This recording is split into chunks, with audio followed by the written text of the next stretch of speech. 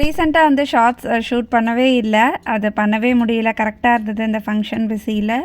So எனக்கு வந்து அந்த ஒரு 10 மினிட்ஸ் கூட ஒதுக்க முடியல, அவ்வளோ பிஸியாக போயிட்டு இருந்தது. ஆஃப்டர் லாங் டைம் வந்து ஷார்ட்ஸ் ஷூட் பண்ணுறது எனக்கு ரொம்ப ஹாப்பி. ஏன்னா எனக்கு வந்து குக்கிங் ரொம்ப பிடிக்கும். அதனாலேயே நான் குக் வித் லவ் சீரீஸ் வந்து ஸ்டார்ட் பண்ணியிருக்கேன். அது வந்து நம்ம சேனல் ரெகுலராக பார்க்குறவங்களுக்கு தெரியும்.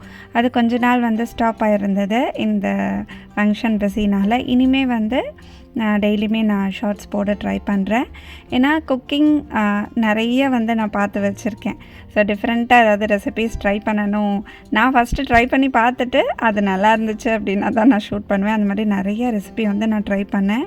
ரொம்பவே சூப்பராக வந்திருந்தது. அதை உங்களோடையும் வந்து ஃப்யூச்சர் வீடியோஸில் நான் ஷேர் பண்ணிக்க போகிறேன். எல்லாமே மிஸ் பண்ணாமல் பாருங்கள்.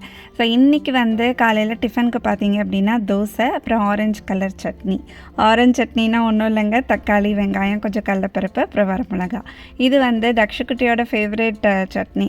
அதனால இதுக்கு ஆரஞ்சு சட்னி அப்படின்னு சொல்லி பேர் வச்சுருக்கான். அதுதான் வந்து அப்படியே பேசும்போது வந்துடுச்சு எனக்கு.